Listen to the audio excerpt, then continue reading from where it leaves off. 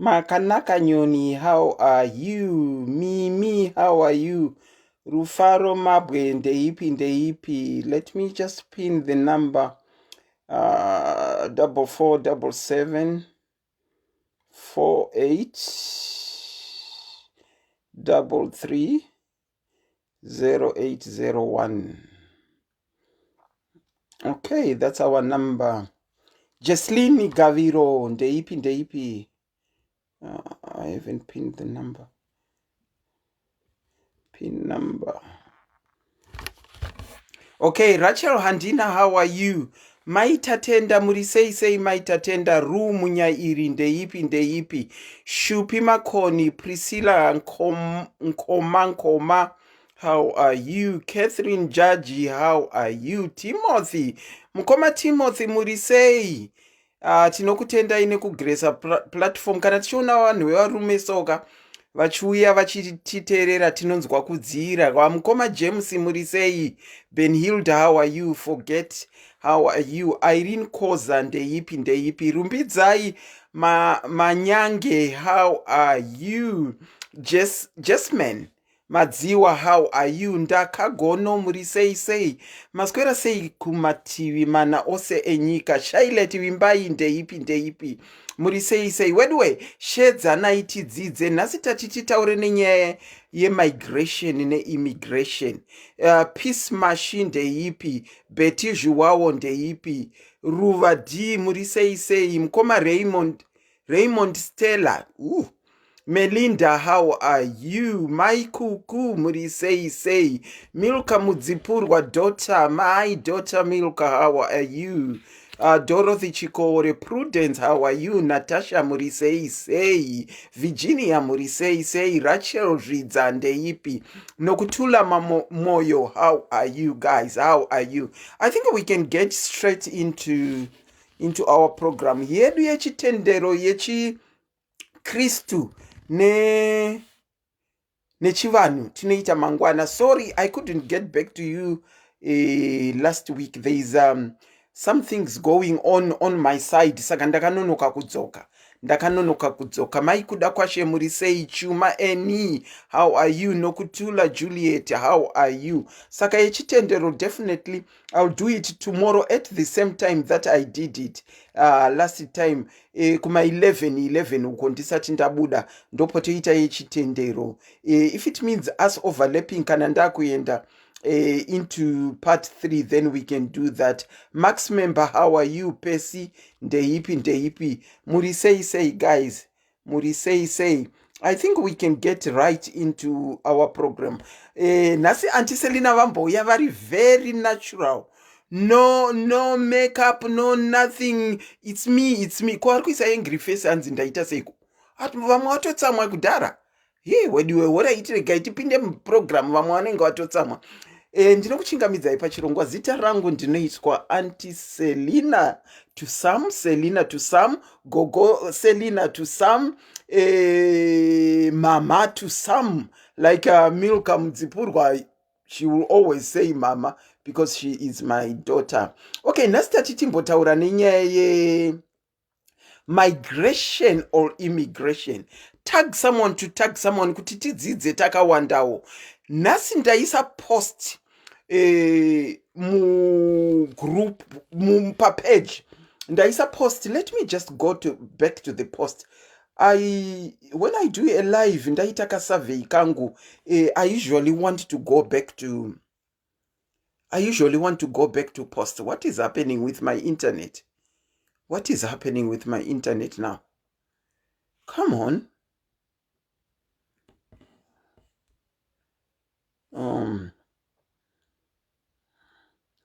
I want to switch over to page. Okay.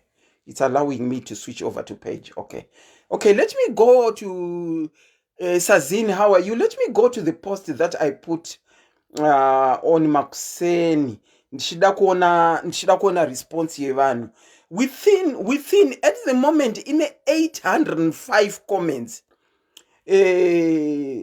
Ndaisa some 9 hours ago in 805 comments plus 409 vamwe vari angry, vamwe vaida, vamwe vangoisa thumbs up. Within an hour of putting this post, yanga attractor 300 comments within an hour. That is what guides me to do a live. Kana ndichita ma live usually mukaona post. Ndati inini. Good morning, valued diaries. Given a chance of migrating ndepi kwaungaende uye why. Ndobva ndabvunza futi kuti iko zvino umboripi. Wow, the answers that I got totally dzakangosiyana. Kwaine mumwe, I love Zimbabwe, ndaneta neSouth Africa. Sleeping every day uine stress kunge uchafira kuhope. Zvikanzi nemumwe, home is best. Zim, my prayer is for God to remember and heal my country. I am in Port Elizabeth. Kukanzi nemumwe, I just want to go to Korea and greet Jumpuyo Meno. Then I'm back. After having fulfilled that, even if I die later, I'll surely rest. Kukanzi nemumwe, Netherlands, and they are currently in Brazil. Kukanzi nemumwe, currently in the United Kingdom, but Zimbabwe is where my heart is. Zvikanzi nemumwe, I love Zimbabwe, but circumstances beyond my control force me to be here. Here yacho handisi kunyazoziva kuti ndekupi. Zvikanzi nemumwe, Switzerland, I love the mountains and snow. It's most trustworthy country. Any day, anytime, I would love to go. Ava ndavaziva vari muno muUnited Kingdom vanyora iyi. Zimbabwe, to fix our country, being a foreigner is not easy. Zvikanzi no place like home.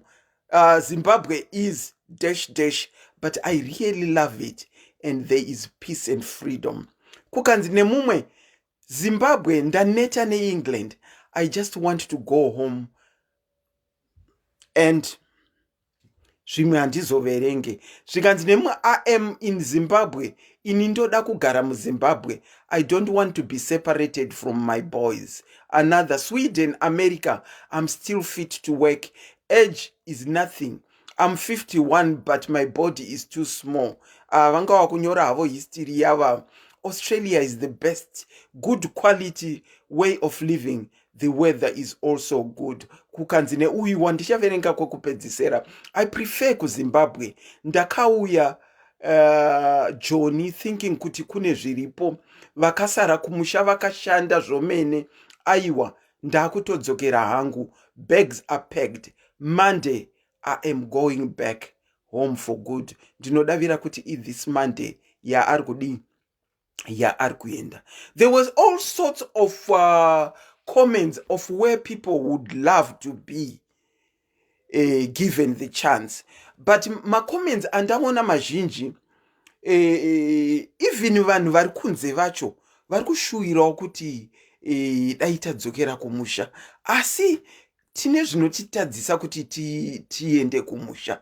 Ndo macomments mazhinji anga akarerekera kudzokera kwedu kumusha. Ndokwa anga akarerekera. Inini kana ndichikuudzaiwo ndabvunzwa mubvunzo wakadai wokuti given the chance of migrating, ndepi kwandingade kuenda. I'll be honest with you.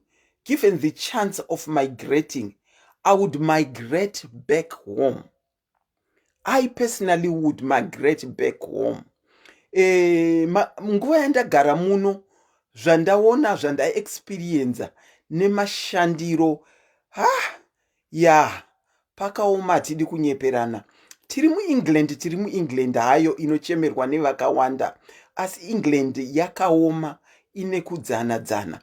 I can safely tell you there is no place like home. Inini hangu, there is no place like home. The moment I land mu Zimbabwe, ndinofila kamwe kastress kachindibuda kaya katinogara tinako fanika inini kandinogara ndinako kuno kuengland. I feel something departing from my mind, and I feel so free when I get home despite all that is happening. Ndine kamwe kanhu kanobuda. And then when I've boarded the plane, I start getting tense. I start thinking kuti ndakudzokera here. I start thinking kuti kunoenda kushift here. I start thinking chando chia here. I start thinking kuti pamwe ndakuenda kubasa kune munhu anenge achingokusekerera neplastic smile. Saka given the chance of migrating, I personally would migrate back home. In as much as I know there are things going on kwangu kwandakabva, ndine kamwe kakunyevenuka nekubvisika kastress kandinoita ndasvika kumba, kunyangwe ndichiziva kuti ndiri kunodya pamwe nelacto, kunyangwe ndichiziva kuti ndaenda pamwe ndisina mari, but still I will be honest with you, for me home is home. Okay, having said that, titange kuongorora tine 4 types of migration, but titange kuongorora kuti chii chaicho chinombonzi migration, because you'll find kuti migration tinoiwana mumhuka as well. Migration tinoiwana mumhuka as well. Leah is saying home is best. Tinoiwana mumhuka as well. Mhuka dzine seasonal movement of moving from one region to another. Sometimes you'll find kuti mhuka in some seasons they go up the mountains, and in some seasons they go down the mountains. And then tine movement yevanhu isusu by human beings. When we move from one part of something to another, when I mean something, I'm meaning we can have internal migration. Internal migration, which means munyika yauri iyoyo, you can migrate from one place to another. Ndiyo internal migration, migration iyoyo. And then tatitine 4 types of migration. We have got internal migration inowayanda taura kunana West Africa vanoita state from one state to another. It can also be from one country to another and one continent to another. That's migration. And then external migration is moving to a different country. And then we have got immigration, leaving one place to another. And then we have got immigration, which is emigrating from one country to another. Now, and then we have got return migration, which means inini kana kuri kunzi ndakudzokera kumusha zvachose, ndinenge ndakuita return migration. Ndinenge ndakuita inonzi return migration. At the moment, kwauri kugara ikoko, whether you're staying in South Africa, whether you're staying in Botswana, wherever you are, kwauri kugara ikoko is your place of residency. Kwauri kugara ikoko is your place of residency, from the word resident. Saka inini, I am currently residing in the United Kingdom, which means it's my place of residency. Kana wakaenda through immigration, which means South Africa makatoenda through immigration, Botswana you went through immigration, Namibia you went through immigration. Kana uine visa rekunyika kwauri chaiko, kana wakurenewa even passport, you'll find kuti pa front pe passport pako panobvunzwa place of residence. No matter kuti it's a Zimbabwean passport, inonema kwauri kugara ikoko as a place of residence. For example, my Zimbabwean passport, it's written place of residence as the United Kingdom. So currently, ndikanzi place of residence yangu andinyore kuti Zimbabwe, because I'm not living there. I'm currently living in the United Kingdom. That is my place of residence. Vari ku South Africa mukanzi place of residence, it means munonyora kuti ku South Africa nekuti chi ndokwa muri ikoko. Saka your residency and your citizenship are two different things. They are two different things. You can be a resident of the United Kingdom, yet you don't have citizenship of the United Kingdom. You can be a resident of South Africa, even uri chipoko. Kana uri kugara ku South Africa, you are a resident of South Africa. Nekuti ukazonzi border jumper residence. Nekuti ukanzi fill in address yako your residency. Hautsvage address yeku Zimbabwe. Nekuti hakuziriko kwauri kugara. Unotsvaga address yeku South Africa. Ndiyo residence yako. Okay, having said that, the number that is pinned below, you can now call in. Because some never got the chance yekunyora per post. You can now call in. You don't need to say your name. Please don't say your name. Just say your place of residency. Kwauriko zvino. Where you wish to be and why you wish to be there. The number that is pinned below. We have all got my different reasons. Some of us, given the chance, we said we want to go back home, but it's not all varuda kudzokera kumusha. Ini ndine reasons angu andataura why I want to go back home.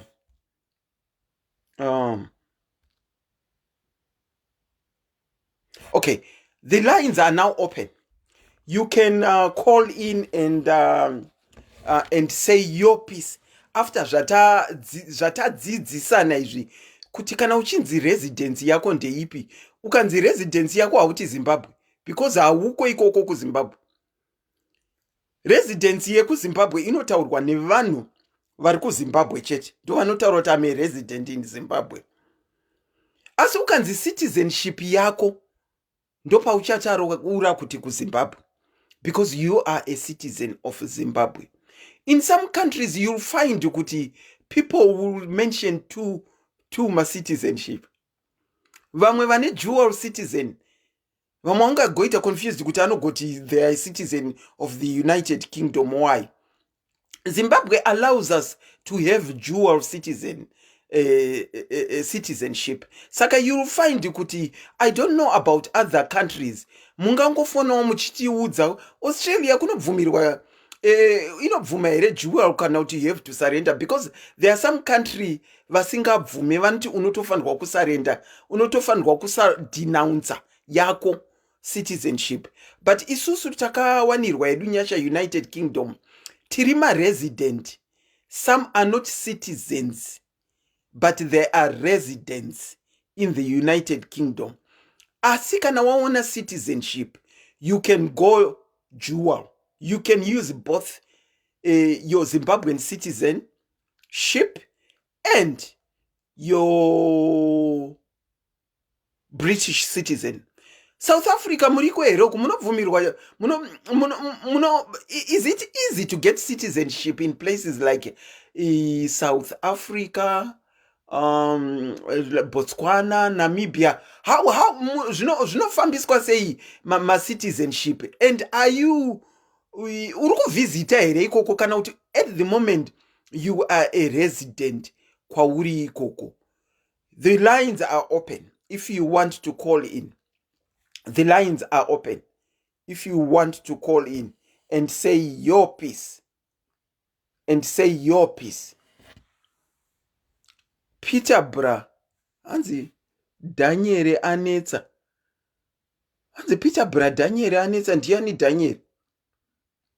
Who is Daniel? Anetsa Daniel. It's not easy in South Africa now. Yakupisa Johnny. Ndimukoma munyaradzi magombe dzanzi mu South Africa hatisisiri easy. Hapana zviri kunetsa. Anzi hapana ndizvo zviri kunetonetsa. Varambei. Mai Virgil varambei. Ini zvaDaniel zvakunyorwa apa ina handizvizive. Very true. Vari kudiaspora they talk havasi kuziva situation in Zim. hanzi kune situation yeiko vari kuiziva, tiri kuiziva, tiri kuiziva situation iri kumusha. Hapana kana uchibva kumusha, hapana asiri kuziva situation iri kumusha. Munhu wese ari kuziva situation iri kumusha. I want to relocate to the United Kingdom. Unfortunate wo uyo ari kudaro. Fortune, you want to relocate uri kuitei to relocate? What is it that you are doing to relocate? Guys, let's talk. Ndangotaura ndiri ndoga. What are you doing to relocate? Are you putting any effort to relocate if you want to relocate? Ndinokuchingamidzai pachirongwa. Aiwa, muri sei kwasikana? Tinofara mungadini? Aiwa, tiripo hedu. Nyaya mainzwa kai? Nyaya tainzwa ndiri muSouth Africa kuPretoria. Alright. Given the chance of going somewhere, where would you like to go? Inini, my wish is to go to UK kana to Canada by chance, because like right now muno South Africa so kungoitika zvachona amusisina mabasa takunzi tidzokere kuZimbabwe, of which kuZimbabwe kwacho tikaenda pekunotangira usina kana mari apatorina, so at least unana UK machances achiriko and mari yachona ine value unokwanisa kushanda. Inini, my wish is to have a stand yevana vangu ndivasiro something ndo zvinogara zvichindirwadza every day kuti ndiri kuno kuSouth Africa hongu ndiri kuroja and then kuzodzokera kumusha hakuna futi maparents, so vana vangu ndo vagadzirira chii. Mune vana vangani? Ndine vana 3. Mune vana 3. Saka your wish, you said, was United Kingdom or Canada. Are you doing anything to make that wish come true, or you are just wishing at the moment? There is nothing that you are doing. What are you doing for your wish to fulfill your wish? Ndanchimboshanda, but so far nekuda kwemapapers ndagara. Sometimes ndingoitawo mapart time, sometimes ndinenge zvinenge zvakadaro, so far hapana chandinoita. So like tongoti last year 2020 ndakambozama kuapply kuimmigration yekuCanada zvepafacebook tikadyirwa pari, so ndasingazive ipapo, but now at least ndakuziva kuti Facebook sometimes mascammers ariko hopo. Okay, when you were applying immigration yekuCanada, what were you basing your application on? Were you wanting to go there and study? Were you wanting to go there and work? What was it that made you apply pamakazodyirwa mari ipapo? Ndaka-applya ndichida kuita ndakaita start ndichiti ndinoda kunostada kuCanada, after that ndozowana basa ndaikoko. Alright. So vanhu vachona I think mablacks vanenge vachishandisa mapicture evarungu ndakazozvidiscover later, ndatopa munhu account number and everything. So ameno like zvavanoita izvo zvokuscama vanhu izvozvo ndakatozofurika njere, mari yatoenda. I think papa ndaitaura nemurungu ameno scam yavanoita vanhu ivava. So from there ndakazongoora mwoyo kuti rege ndisiyane nazvo, but ndo wish yangu iyoyo yekuenda kumuzika. Okay, I'm so sorry kuti makascama. How much did you have to part with muscam yamakascama you? Muaccount mangu by that time mamune 8,000. Ivo vaitizvonini vanoda 30,000. So muaccount mamune 8,000. And then by that time ameno zvavakaita handinzwisisi even now kuti chii chakaitika, but vakati unoshandisa card rakaita sendikati mastercard, vakati vari kuda nhamba dzecard, ndikavapa ne4 digits dzavakabvunza ndikavapa zvese. Ndakazongotopaparika ndichizoda kunoblokesa card mari yangu yaenda. Ndine urombo nekunzwa zvakadaro. Asi makazombotraya futi here? Paidhani handinozombotraya, ndakangoluza hope sezvo ndatofara ndakati at least machances avhurika kuti ndiende, not knowing kuti ndakatomirwa nazo. Shame. I'm so I still wish anzironi never give up. Zvinowanikwa mulife nekuti hapana wandaida kuti azviitirwe, maybe zvangu zvakangonanganawo neni by then. So I'm still going forward by any chance. One day is one day, zvichaita. And one day is one day. If you persist on something and you really love it, you never give up. Amen. one day is one day. Andiserina vakaenda kuchikoro 4 years vachifoira, and one day was one day. Finally she passed what she wanted. Yeah. So keep on keeping on, but just being careful when it comes to vanhu vanenge vachiadvertisa kuti zvakamira zvakadai.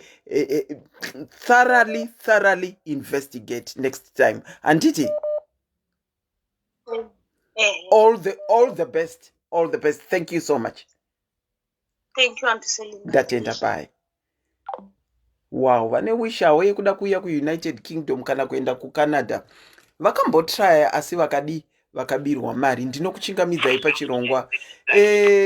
Given the chance. Hello, given the chance of migrating, mungade kuenda kupi? Uye why? Muripiko zvino? I'm in Southern Africa. I'm not in Zimbabwe. Okay. I'm just in Botswana, next to Zimbabwe. All right. Kwaningana kuenda kudzokera kuZimbabwe. Okay. I've been to Europe before. All right. And the time that I went to Europe, I was very happy in the summer. I didn't mind the autumn so much. But when winter came, I realized this is not a place for me because the weather was very horrible. And then also the loneliness. Oh, yes. Yes, you do find little communities that you go to, you can here and there meet up with people, but it's not the same. I'm a hard worker in general. Okay. But of life abroad that is just so difficult on a social level. And then also going from having money to being broke, it can be a matter of what health insurance you have. Yes. And what covers you. Mm-hmm. I remember one time I had a horrible tooth problem which needed to be rectified. Mm-hmm. And I found that the insurance didn't cover me properly. Luckily, at that time, I had money in my account that I paid for myself. But wait not for that. It's very easy to go from being in an apartment to being homeless. Mm-hmm. Just in a matter of a very short time. Yeah, true. And then also, what I've realized is the process to go abroad requires infinite patience. Definitely. And one must provide very correct records, documents, police reports, and create a file. And I would advise anyone that maybe do not go through agents, but rather go to legitimate government websites, whether it's Canada or whatever, and then you do your process from there. Don't be too quick to want people to do things for you. Yes. Be willing to do it for yourself, and then maybe as you go along the way, unogona kutsvaga vanhu locally, whether kuZimbabwe, South Africa, where you are, to help you with some of the technical things, like for internet, kuti kana kuchidiwa a photo of a certain resolution, chichi unogona kutsvaga munhu anokubatsira, kwete kuti wotangisa kupa manamba ako emacards and huge amounts of money to someone kuti akuitire. It's better to do it slowly. But surely. Slowly but surely. Yeah. And then also it's important to do maybe things the legal way, because ukaita illegal footy, you end up on the margins. Because when I was abroad, I saw a lot of people from West Africa, from other countries, that was in France, living under the shadows. They call it living under the shadows.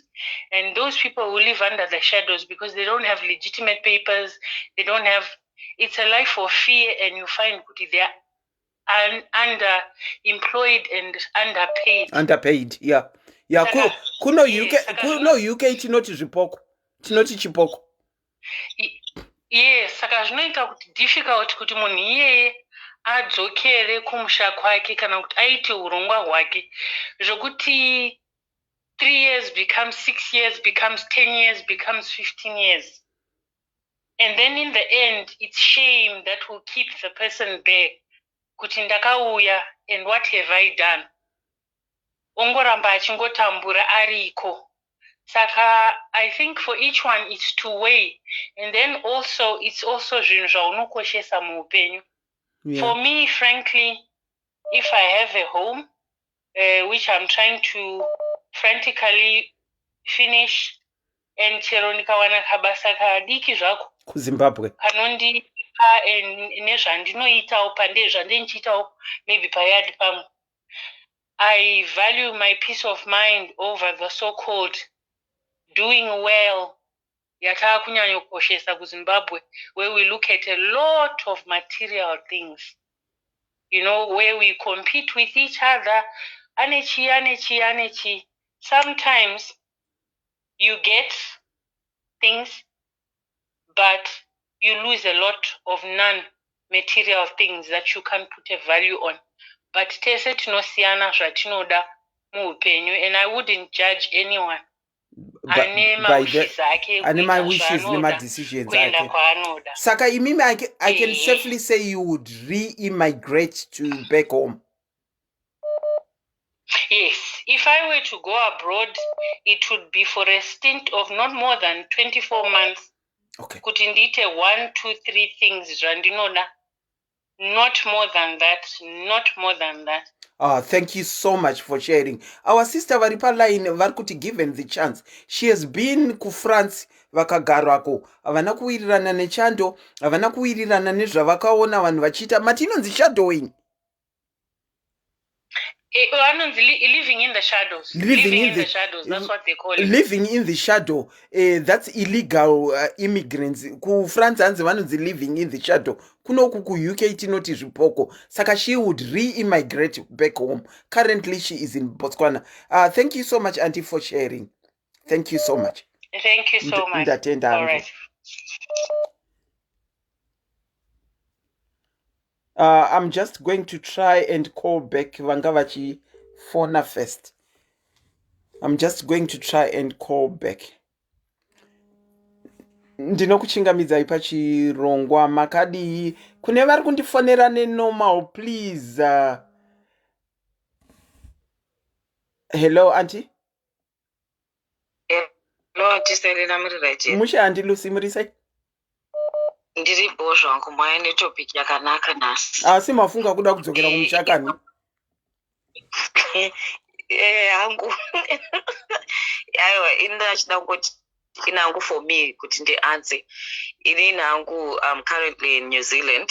Yes. And I currently plan to live in New Zealand or move to Australia. Okay. For a couple of reasons. Australia, that's where my family is. Okay. And for future yevana vangu. And when I'm saying kuti future yevana vangu pa nyadze immigration anditi. Nanzwa my sister vataura before vekutanga. Vachi vakajirwa mari munozi Auntie Selina ndosingada chati izvezvi dziri kuma4 ndatigendifonere Auntie Selina because I was waiting for a platform yakadai kuti titaure topic yakadai so. I think it was 3 weeks back pane vakomana vakaita live ku Instagram, and it was so sad because there was maybe like 100 people or so listening to that vachitaura ma opportunities ariko between New Zealand and Australia. Tikatojoina kuti vanhu vanikini vakwatiudzewo vanhu information yatinoziva. Okay. There's a myth yandakambonzwa Auntie isisu inini personally, when I hear of process yevanhu kuuya ku UK, I can't even understand it. Yes. Because it's completely different to the way vanhu in New Zealand and Australia. Very true. Very true. Our country is Australia.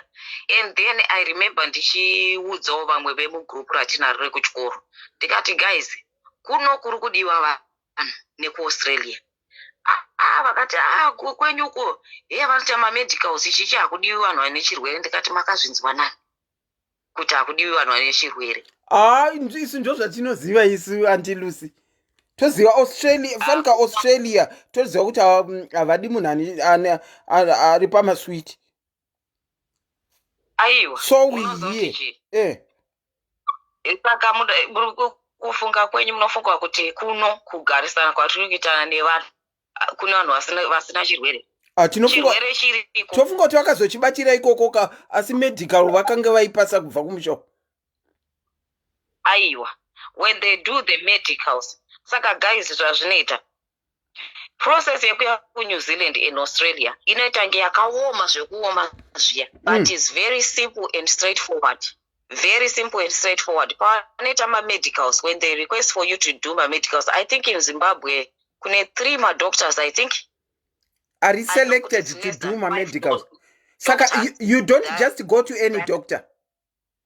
No, they have their own doctors. Okay.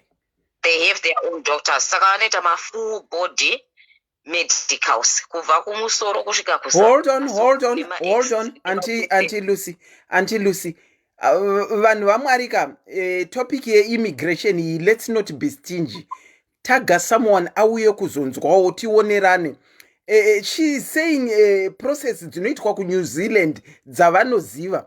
It's totally different, probably from Australia, from Canada, and from the United Kingdom. Saka, let's hear bits and pieces from vanhu vari within those countries. Kuti zvakamira sei. Let's hear bits and pieces so that tinenge tine ka brief idea kekuti kwandinoda kuenda kwakamira sei. Tagai someone to come. Let's not be stingy with information. Ngatiunzwei tose. You can go on. Sorry, Auntie Lucy, you can go on. Tiri pama medicals. Saka pama medicals munoziva kuti vanenge vachitarisei. Pama medicals havasi kutombotarisa kana chirwere. Vari kutarisa long term illnesses. Zvakafanana nekuti kana wakamboita cancer zvinogona kukunetsa. Kana une zvirwere zvinonetsa kuonekera, kana kuti tomboti kana kuti vari kuona kuti uri juu kana kuti for a hip replacement, knee replacement, kudi, those are the serious illnesses they'll be looking at. Kunyanyanya cancer. Why cancer? Because cancer is very expensive to treat. Yes. Unekuwa kuzoita liability to the country. Maona. Okay. Unaita liability to the country. Yeah. Zviru zveku New Zealand ne Australia. I'll say New Zealand and Australia because New Zealand and Australia, we are sister countries. It's pretty much, everything is pretty much the same. The same.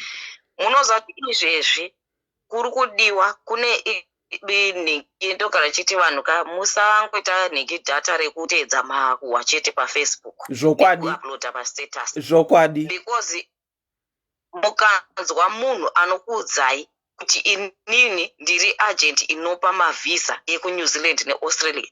Ivoziya kuti urikutobirwa mari. Because they don't use agencies. Avashandise ma-agency.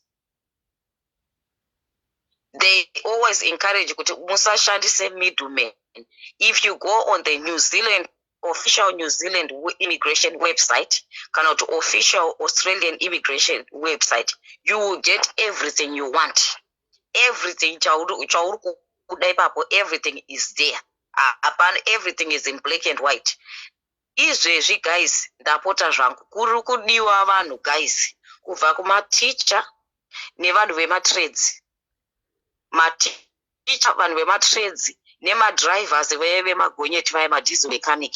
Kana tiri kutaura ma-trades tikubva kuna carpenter, painter, tiler, plumbers, ve-construction, anything to do with construction guys, kuri kutsvagwa vanhu. Zvekuti unotobva muZimbabwe kana kuti unobva kuSouth Africa, wherever you are based, uchiuya kuno zvakanaka. Okay. And ukaita lucky you becoming as a skilled worker. Skilled migrant. Okay. Skilled migrant. Tiri kutaura munhu ari kuziya basa raari kutsvaka. Handiti tomboti munhu uyu ndiplumber. Uri plumber, uri based ku South Africa, uri based ku Zimbabwe. Handiti. Unotoenda onotsvaka kuti skilled migrant, panotora shortage list yemabasa. Ndichakutumirai tisina kuti tigozoisawo papeji pedu. Chakutumidzirai skill shortage list iripo. Inobva kuna A kusvika ku Z kudai, in alphabetical order kwavari kuda vanhu between Australia and New Zealand. ehe saka waenda paskilled migrant paipai zvainoita panenge pane questionnaire every answer that you give has got points saka ukatomboti 20 questions 1 to 20 questions every question inenge ine mapoints according to maanswer aunenge wakaita handiti inozokucalculata after question yekupedzesera yokucalculatera kuti zvoni visa rauri kufanira kuapply ndeiri okay visa chakati ndorafanira kuapply iwo waakutodownloada kana kuti kuprinta kana kunyora pasi ma-requirements aripo anenge akatostipulatwa kuti these are the requirements. Auntie, I can see people that are backing a prestige show. They are backing what you are saying. I think vari kwenyu ikoko. Exactly. Once you meet my criteria chete zvatopera. Indinosedakidzwa nevanhu antiseta people always say kuti anzi you know what guys, tipewo link yekuya ikoko. Hakuna chinonzi link yekuya ikoko. Put your energy in researching, guys. Researchai zvese zviripo zvakatodaro. Zviripo kwete kuzoti takadzwa research tichipewo mandingi ake. Just go on the New Zealand immigration niki website. Uyatsogara wakadzikama. Uyatsoona kuti shortage list yemabasa in New Zealand ndeipi. Shortage list yeku Australia yemabasa ndeipi. Vari kutsvaga vanhu guys. Tikakuudza kuti maplumber chaiyo hatiselina maplumber. For example, I'll tell you my brother iye ane about 7 years experience. Ende kunoshanda chinonzi experience. Saka tikatora nurse agraduate nhasi atanga basa nhasi new graduate. Totora nurse ane 10 years experience. Nurse ane 10 years experience anobhadharwa more than nurse atanga vakugraduate. Obvious. Saka experience is a huge thing. Especially vari kundinzwa vari kumusha kana uchiziva kuti une experience yako mubasa ripa shortage list guys, unatsaona mapepa ako zvakanakisisa chaizvo zvakanakisa zviri pachena zvisina chii. Ende mazuva ano zvavari kuita especially kune construction handiti zvavanoita manje maskilled migrants aya iwe waita questionnaire yako wasubmita mapepa ako wamita all the requirements handiti wamita all the requirements kuno kumacompanies manje ndoti ini ndine company yangu kuno handiti yeconstruction. Inini manje kana ndada kutsvaga vanhu ndinenge ndine code yangu yekuti ndinologa in ku immigration website handiti ndochiona kuvanhu vaya vati vakashortlistwa ndochitoona kutoti alright pana Selina pana Memory pana John I would like to have these people because vane ma-qualifications andinoda izvozvo manje kana ukaita lakika unotogona kupikwa nemacompanies zvekuti unobva kuZimbabwe uchitoziva kuti ndiri kutanga basi ndikubva kunoko ndichienda kuAustralia ndichienda kuNew Zealand ndine accommodation ndine chii zvekuti hautombodi kana munhu wekuti nai mwedo ndikutsvaga kwekugara kana tichi. Kune ma-sponsors achona they ningi through tora vanhu through immigration. Through immigration of which in the session zvakanyanyisa kusiyana nekwenyu anti kwenyu kuti zvezvekuti ma-agencies anotora vanhu kuno ku-Red Cross certificate haikupinze kuno. Red Cross certificate yakamira yega haipinze munhu kuno. I'll be honest with you anti kunoku I think zvekupinza kwaita shortage yema-carers.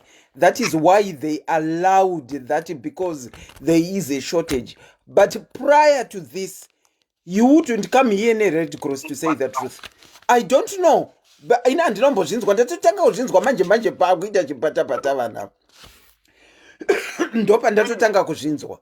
And then another thing manje nauye mapepa achona akazvimisa antiselina. For example with me, I'll give example yangu inini. When I came from Zimbabwe, ndakauya ndine permanent residence yangu yakadhindwa passport. How was that possible? So it was possible because my father is first. He came here first. And Okay. my paper New Zealand and Australia, guys. If you are panepa declare your relatives. Declare munhu wese unofunga kuti achapa kubva kuvanin'ina vana baba vanani vanani.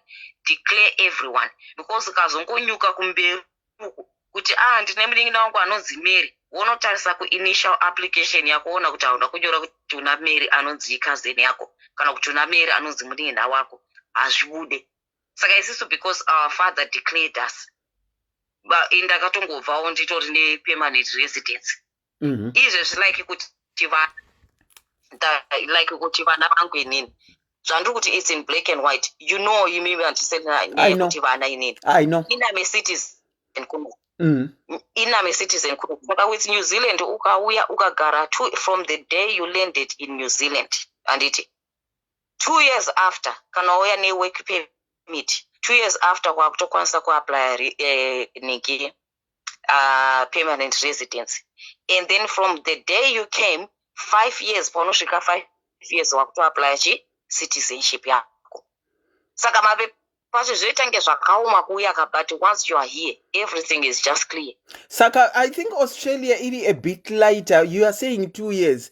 Kunoko, I'm talking about, I think 5 years. Ukawia zviri proper. You wait for 5 years to start applying for something called indefinite leave to remain. Unoto wait 5 years. Saka UK inenge iri a bit strict. Stricter.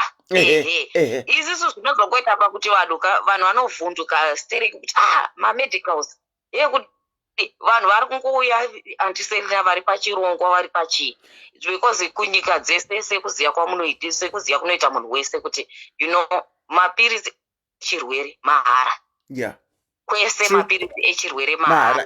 Saka kuita chirwere is the list of the problems.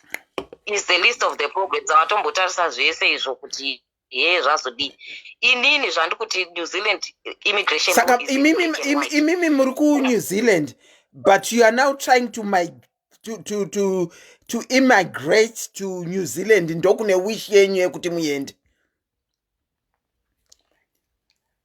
And inini for now I'm living in New Zealand and I'm really I'm trying to, for the time being, I would rather be in New Zealand for the sake of my children. All right. Because my benefits evana ndiri kuona akandikoshera than kuti ndidzokere kumusha. Because here mu New Zealand kana uri permanent resident kana uri citizen anditi university yemwana ainene mubereki in New Zealand. University yemwana ainene mubereki hakuna munhu vanhu vakabuda nemahu kumusha uko antiserina vari kungoya vachienda kuuniversity. Ndizvozvo hakuna mwazi kune mwana anogara mu New Zealand anonzi atadza kuenda kuuniversity because vabereki vamushayira mari. Hakuna zvakadaro. Ndizvozvo because mwana tomboti mwana ada kuita nursing yake government inomubhadharira nursing yake, then iye paachazopedza kudzidza nursing yake akushanda wozotanga kubata mari yavo beki. Ndizvozvo saka that opportunity isu kwedu kumusha hatina, and most of the times mukona kuti mabasa achona ariko, and kuno kwakutotanga kutoita trend yekutoti vanhu zvese zvekuti mwana aende, even vamwe vari kumusha vamwe vabereki bune vana vari kana kuzera rekunoda kunopedza chikoro kana kuti chi kunoku vanhu vakawanda vakutoti mwana achipedza abva atoenda kumatrades kwete kuti kuuniversity otanga kutoenda kumaapprenticeship kunoita zvana nekudidi akomana construction inobhadhara guys. Munongonzwa ivi inobhadhara mashoko enyu ekupedzera ndakuzokukatai macalls anenge ati mukangotaura mashoko enyu ekupedzisira. Mashoko angu ekupedzisira ndeyekuti guys, research on immigration. We know kuti vakawanda we wish to be in different places and stuff. Yes. All I can ask is research my official websites of those countries, immigration nigi websites. they usually have all the information that you need. Ndatenda zvavo. Much appreciated, Auntie Lucy. Thank you so much. Much appreciated. Thank you. Okay. Wow. Ndinokuchingamidzai pachirongwa makadini? Hello? Selina muri right. Tiri nani makadi askana? Muripi, given the chance of migrating, where would you want to go? Inini ndiri kuHarare kuZimbabwe. Fe paHarare apo. PaHarare tiripo. Tiri kumbotraya. I'm going to try. That's nice to hear. Given the opportunity, where would you wish to go and why? Given the opportunity, nini zvangu handidi kuenda zvachose. Ndoda kungoshanya chete kwechinguva ndichidzoka kuno kumusha kwedu kuZimbabwe kuno. Wokungoshanya chete.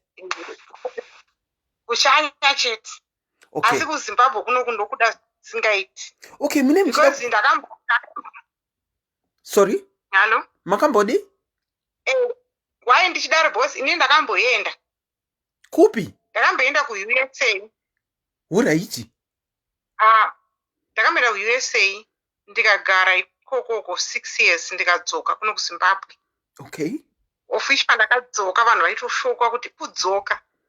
But ini ndakadzoka because of vana. Kuti vana because ndine vana vange vari kuno kuchikoro. Saka ndakangofunga kuti kusiya vana vega, inini ndiri teacher. Saka ndakangoona kuti dzimwe nguva tinenge tichida kushanyira vana ivavo, but sometimes ndakangofunga kuti ndinogona kungodestroya futi vana ivavo vandiri kushandira, rega ndive navo kusvika nguva yekuti ndogona kuzovasiya. Of which ndo zvazvakaita. Ndakadzoka ndikaona kuti vana vangu vaita chikoro. Vana vacho vakazobuda futi vakazoenda. Vakazomigrate. KuUS mamine status yerudzi? Okay. All right. Okay, let's leave it at that. Okay. I get you. I get you. Saka vana venyu ndakanga nditombori nevana vacho. Then vana vacho ndobva ndava tavaunza kunoku. Makatoenda navo mubva mazovadzosera kumusha? High school. All right. Okay. So mumwe akadzoka kuhigh school, mumwe akadzoka kuuniversity.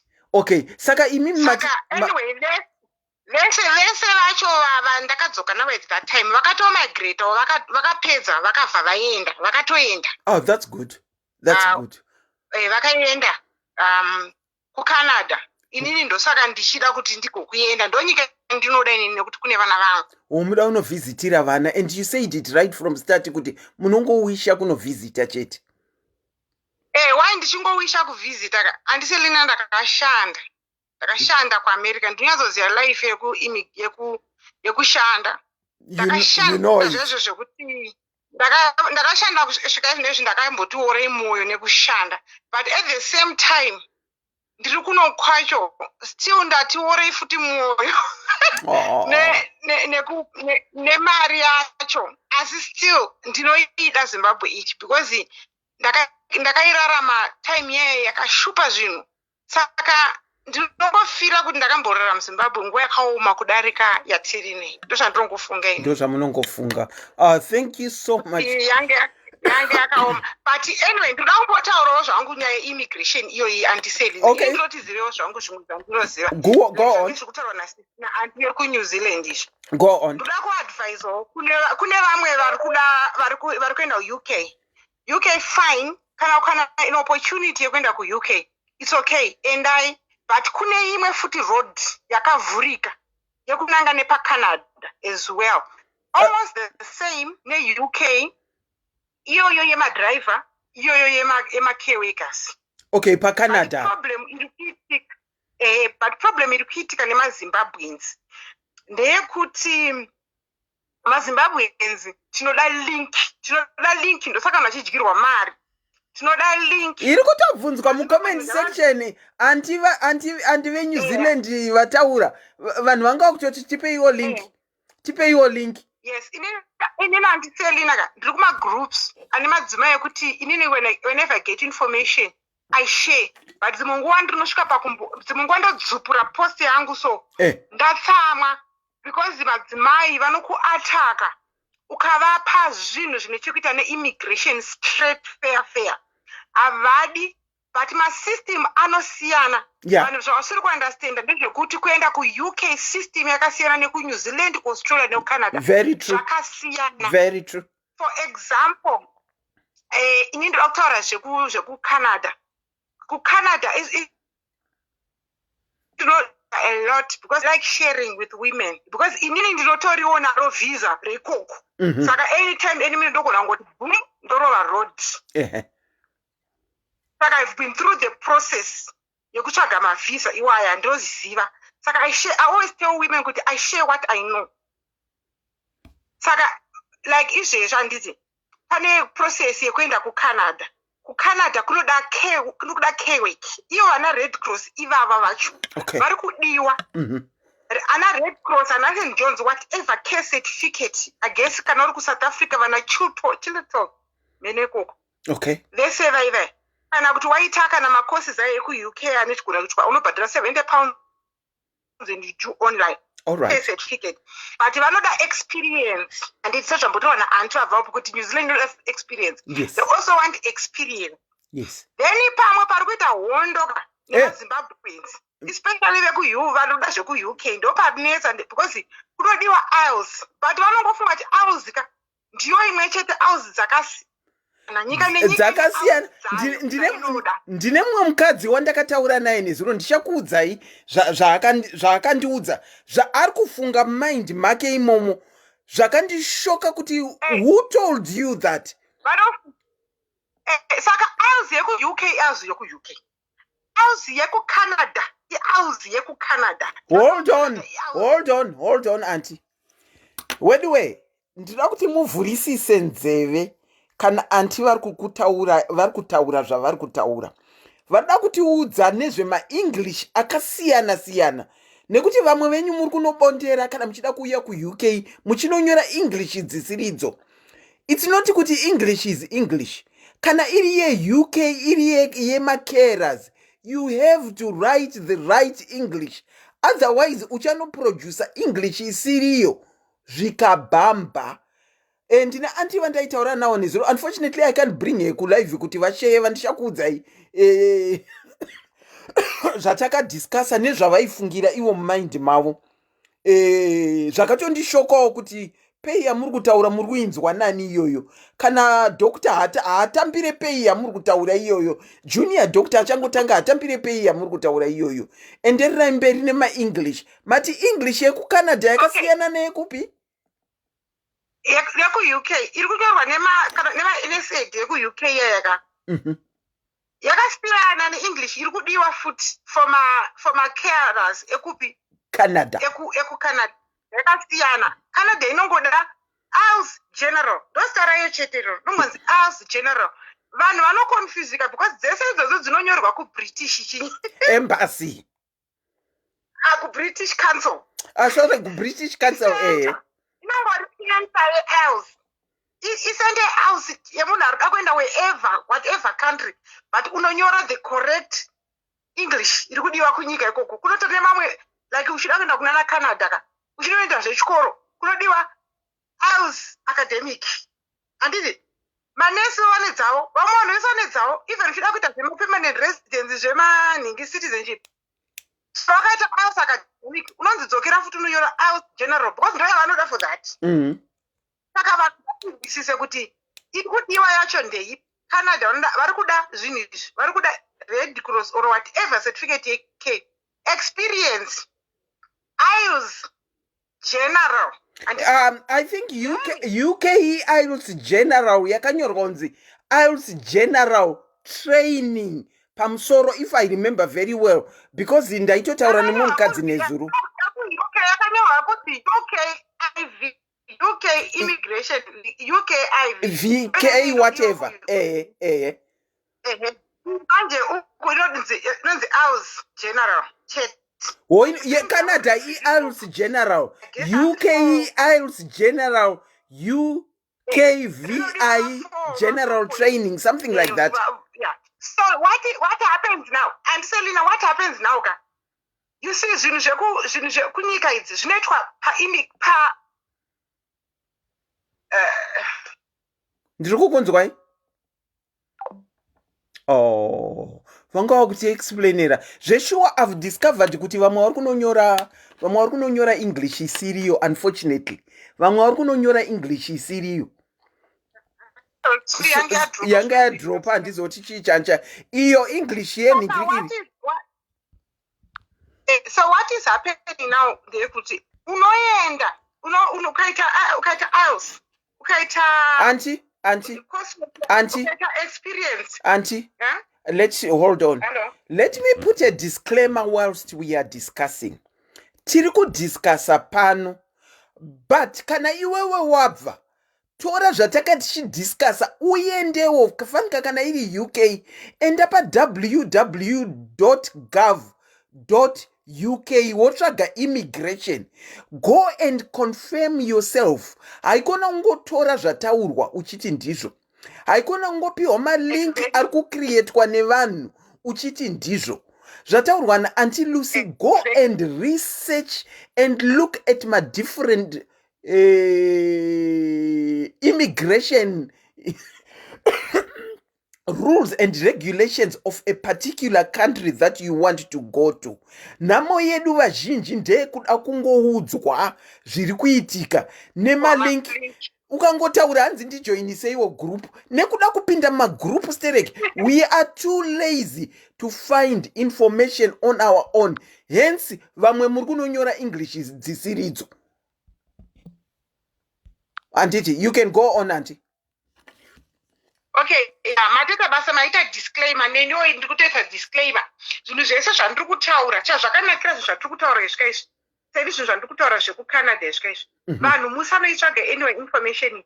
Endai paCanada immigration. Pachona chaipo. Ndo pamuchapedzerwa zvese. Uye ndo pamuchatsvagirwa pamuchaita zvese kusvika process yemavisa. Ipapo hapana kumwe ipapo pegovernment yavo ipapo ndo pamuchaitira zvese. Kwete kutsvaga mumwe munhu, kwete kuzotanga kutsvaga ndiSelina.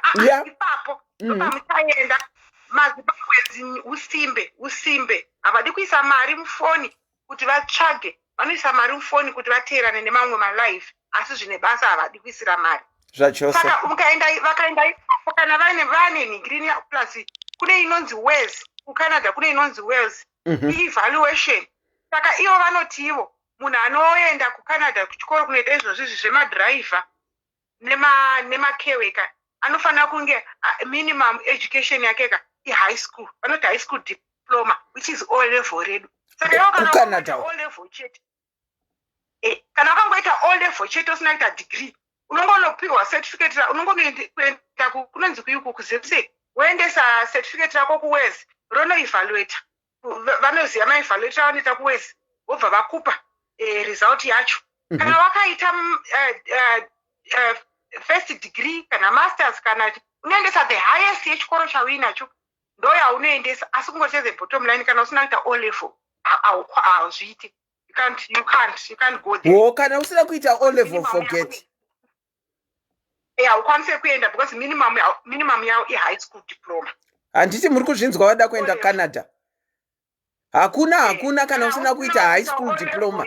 Hakuna. Ndo masiyana azaita neUK handiti muri kuona. Aiwa UK tinopinda tese edu kunyange tisina ma O level hatinongopinda.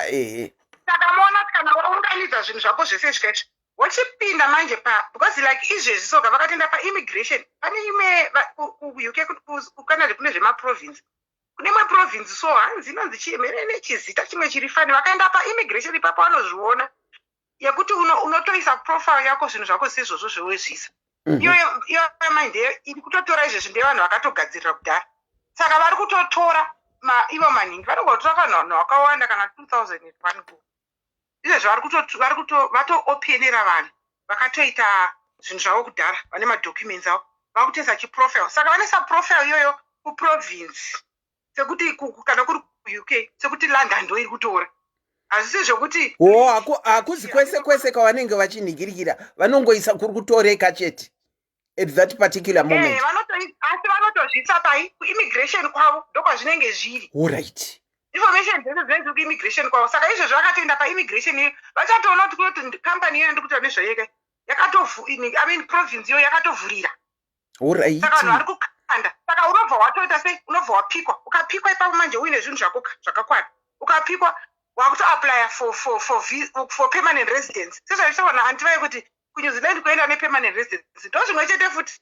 Ukangopikwa kupinda nepermanent resident uchienda kubasa. Okay. Kubasa kwacho hautoenda paspecific company wapinda. Asi uri kuenda kupi? Kuprovince yakuto. Chete. All right. Asi vanhu veZimbabwe toda zvakachipa sehonye. Zviri easy. Like pari pokuti munhu anenge achiti process yakareba zvikazodini but tanga process watanga here ndozvakakosha.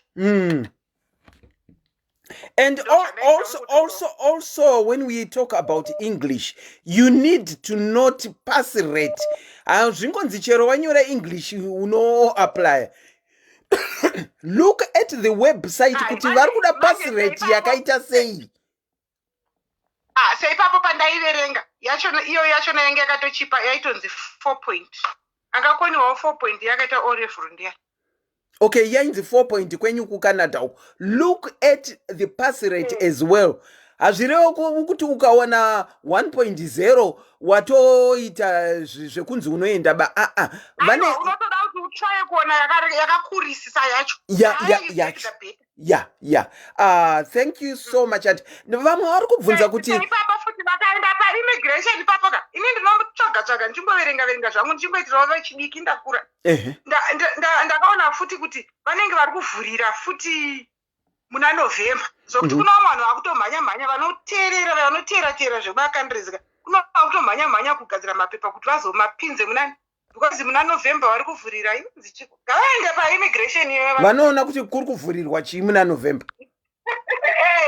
Iyo asi ichipindwa nemumwe mupindiro kunopindwa nenzira dzakasiyana siyana. Especially vachiri vechidika. Saka the best you would say is kana uda kuenda kuCanada kuimmigration keep your eye on the website uchingoramba uchipinda every now and then to see what's going on. Before I take another caller. Anditi vakaona kuUK paipeka vakambotanga vachida manese akati anenge akainyatsoita zvemacare nezvava kuti havakuda vasina kuita handiti vanenge vachichinja vanochinja kana uchifollowa magovernment immigration ngrini ndopanoiswa zvese maZimbabweans ngatidzidze izvozvo. Ndizvozvo. Aiwa, before I let you go, Hansi, what was your experience in the USA when you were there?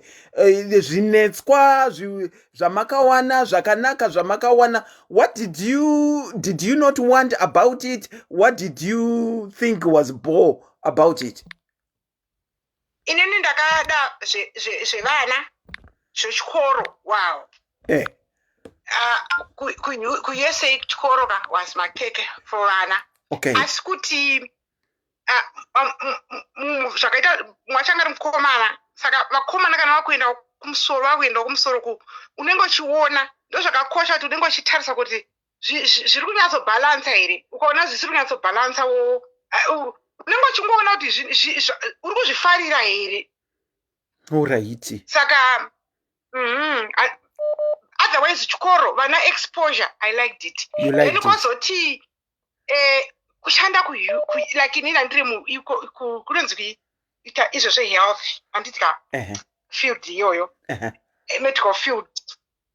It was very good, eye opening.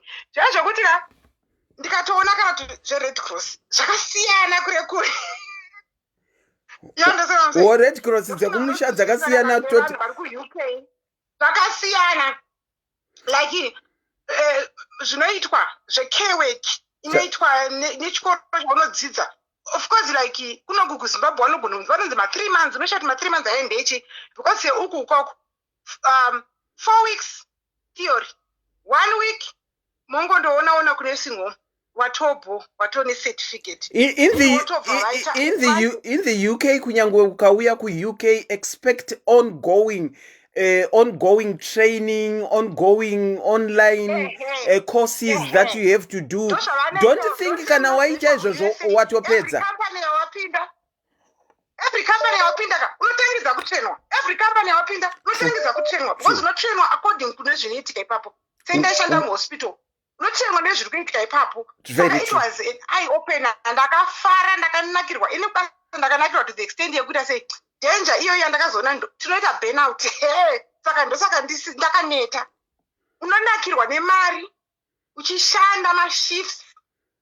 Tinonakirwa nemari yedu maAfricans inotaura nechokwadi.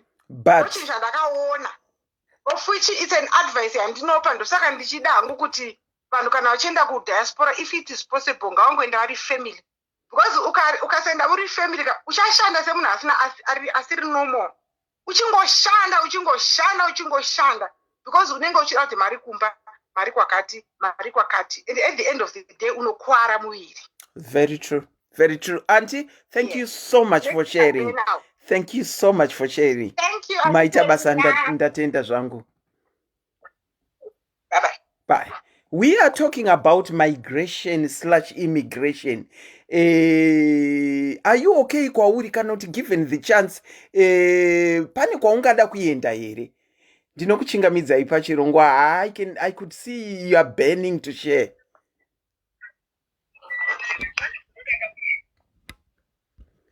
Hold on, Auntie. Can I discourage Auntie Chu? Can I discourage delete comment? Auntie Chi, unfortunately, I'm going to delete your comment. Can I discourage sharing my links? Vanhu vanozvitarisira vega. Otherwise vachati takaona linki paSIS MELLY papapa ndo yatakashandisa.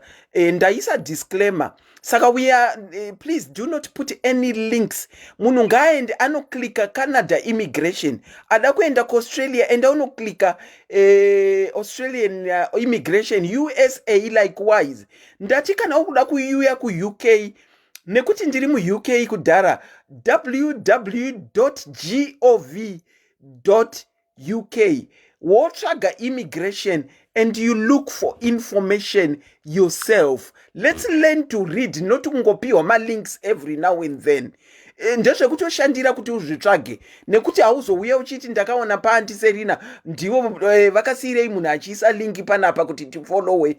Endai kuma different immigration places of the relevant countries that you want to immigrate to. Thank you. Auntie, sorry about that. You can go on. Masquerao. Nyaya murungu inzwa kairi mudariro. Nyaya tiri kungoinzwa iri mudariro zvinongosiyana. I think any given a chance, I would rather go back home to Zimbabwe. You would rather go back home to Zimbabwe? Yes. Manengo yakadii makaimmigrate? More than 20 years. More than 20 years. Yes, I've been in the UK for more than 20 years. So, okay. If given a chance, really, I would rather go back home. You would rather re-immigrate back home? Yes. Okay. Because just like everybody else, everyone else who's saying, how I came here, ndaida chazvogara dzimwe nyika nditi but inyaya yekutarisa kurarama woona kuti okay fine ndokuenda kupinda upenyu ndichangofanira roja handiti ndichangofanira ne one pair yebhutsu handiti asi apo unenge uchizvitoya professional.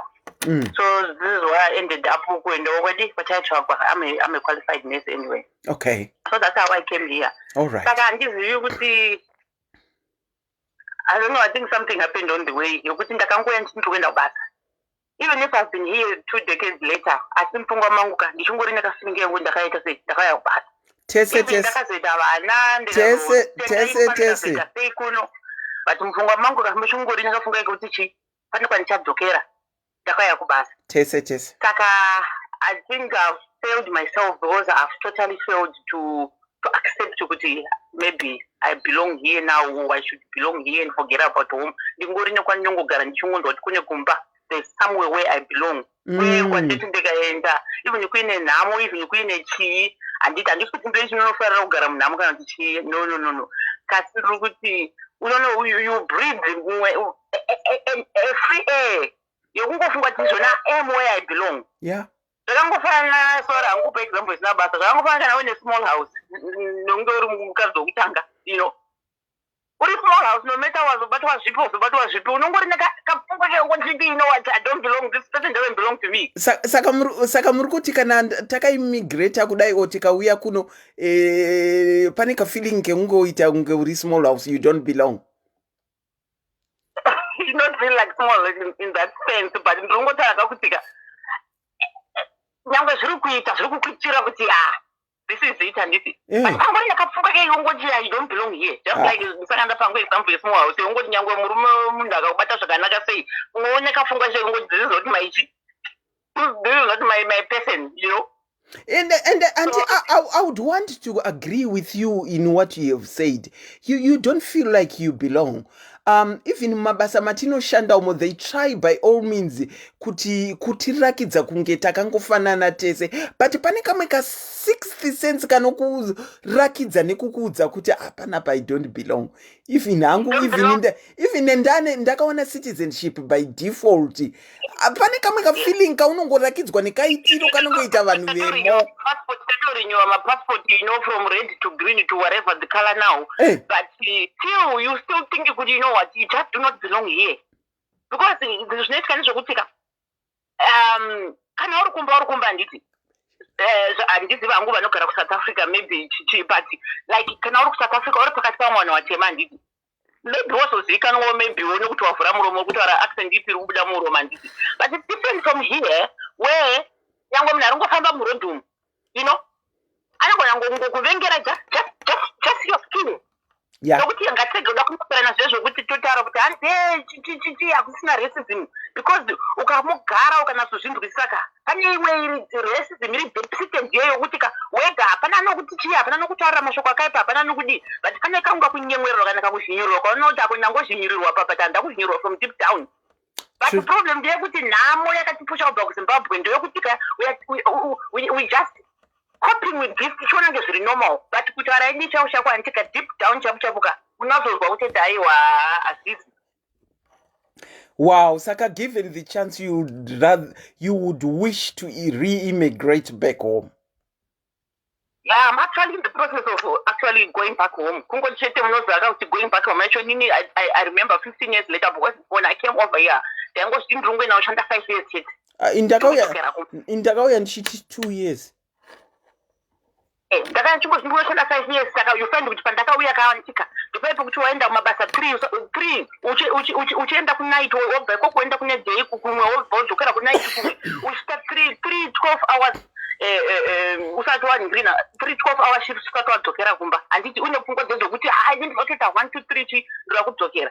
Wozoona kuti after 5 years achizo wakazvitoda kudzokera, nditi wozotarisa Zimbabwe like ipapo ndopakanga papo tazokufika Zimbabwe pama 2008 kuti saka ndikudzokera kwandiri kudzokera. Saka upenyu ka life happens, wachitanga kuita fall in love, wachitanga kuita vana, wachitanga kuti ukutoona utoti chi wakutotsika mimi.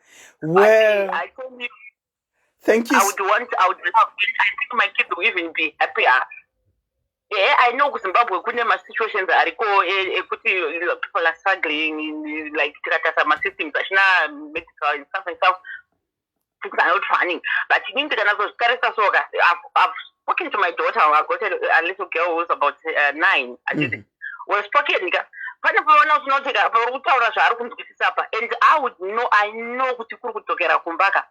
Because I've done a few things kumbazo to prepare and dokera meno chat dokera can just special thing that food in chichi menu pop up, and but I will note when I'm going to environment it is free as compared you like when you look at the house, even if it's your house and it can just be your house by name, but you default paying my mortgage.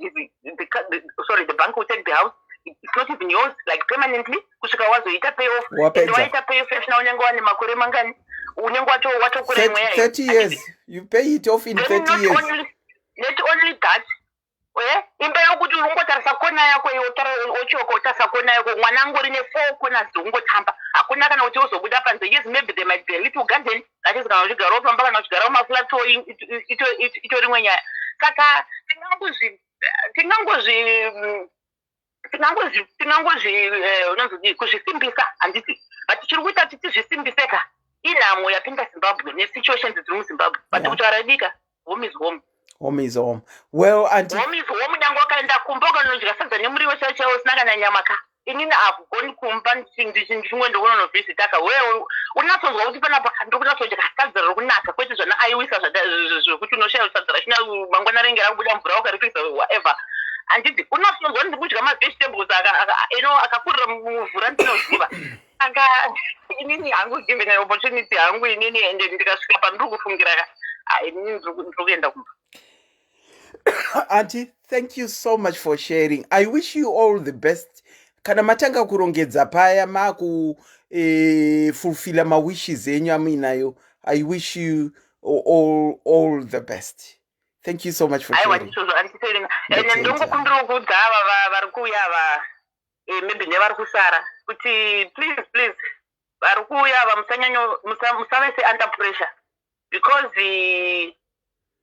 zvimwe zvacho tichifunga kuti ndo zvinonoitika kuEngland tasvika, it's not what's actually happening. Actually, I'm not talking to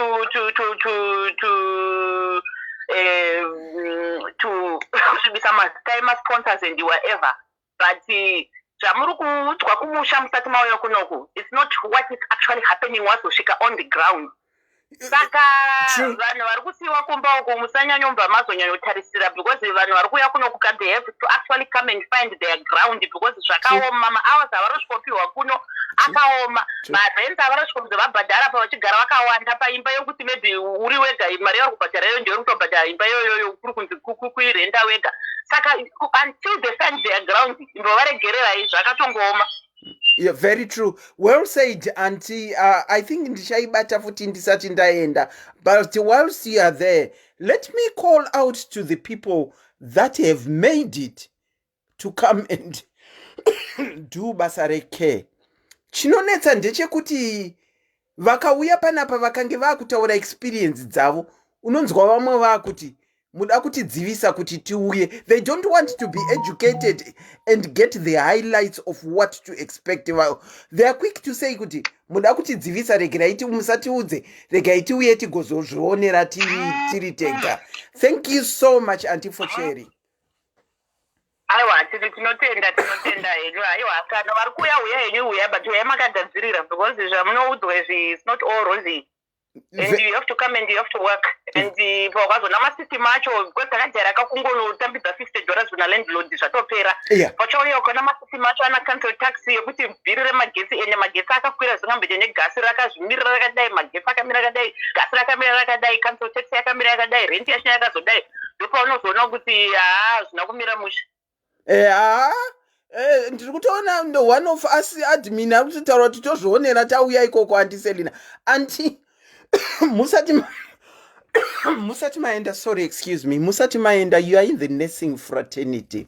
Ndina mama vandaitaura navo nezuro vane mwana vaida malinks uyu kuti kunouya kuno sei mwana wavo akanyora chirungu. Ndichitomuti tone chirungu chako chawakanyora. Akanyora ake right English. Zvikanzi vana agent wavari kutaura naye. Ndikati murudzii agent? Zvikanzi muzimba. Ndikati okay. Vari kutaura zvimwe zvandisiri kunzwisisa. Zvikanzi takanzwa kunzi pay anenge achigona kuwana kana 5,000 a week. Mirai Auntie. Dai kuri kunzi phone yandiri kushandisa iyi haiziriyo yandiri kushandisa. I would love to call that lady. Mai vane mwana ari kuda kuuya kuno ikoko vataure zvavari kuziva zvavakanzwa. Ndikati muri kutaura 5,000 arati GS here kana kuti muri kutaura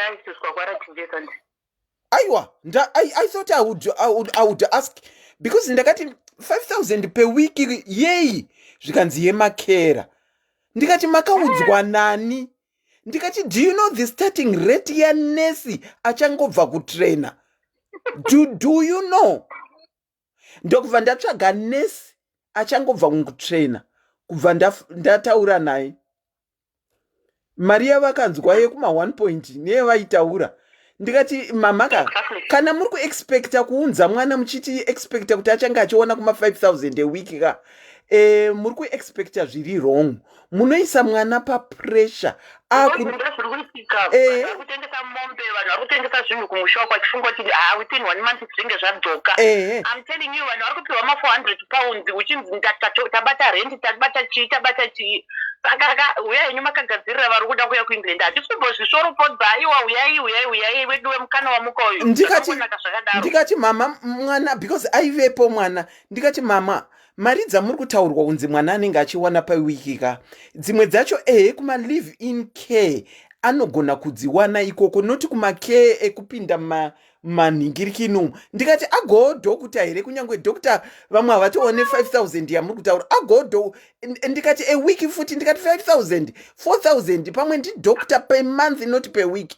Munopa mwana pressure, vakazouya vakazoita mablood pressure vachikolapsa uko, because munopa mwana pressure yekuti sei uri kutadza kutipa mari. Imi makanzwa mari dzamunenge muchitaura, weduwe mari dzamuri kunzwa nedzamuri kuudzana kumusha uku, muri kuudzana zvisirizvo.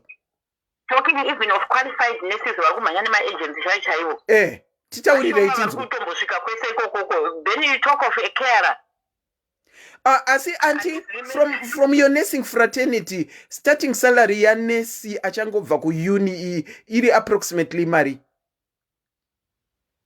I'm sure in the NHS, I'm not sure, but it's under 25,000. I'm not very sure. I'm not very sure because I don't know, I haven't been in NHS for quite a while. But it's under 25,000. Roma 1,500 to 1,000. Ndakaconnectana nawo na starting nurse akataura 1.7 ndo yaakavaudza pamwedzi noti per week. Saka ivo mari dzavaitaura handisi kuziva kuti vaidziwana kupi. Ndikati I'm glad matauna neni, because mwana anga achauya mushaya kuti mwana ari kutadza kutumira mari sei kumusha. Ndikati kana auya, remember achange achibvisirwa zvakawanda wanda. Ameno kana makaudzwa izvozvo naagent wenyu wamuri kuudzwa kuti achange achiva accommodate achibvisa mari dzeaccommodation. They are not even being machines, they are not even being hours that they promised.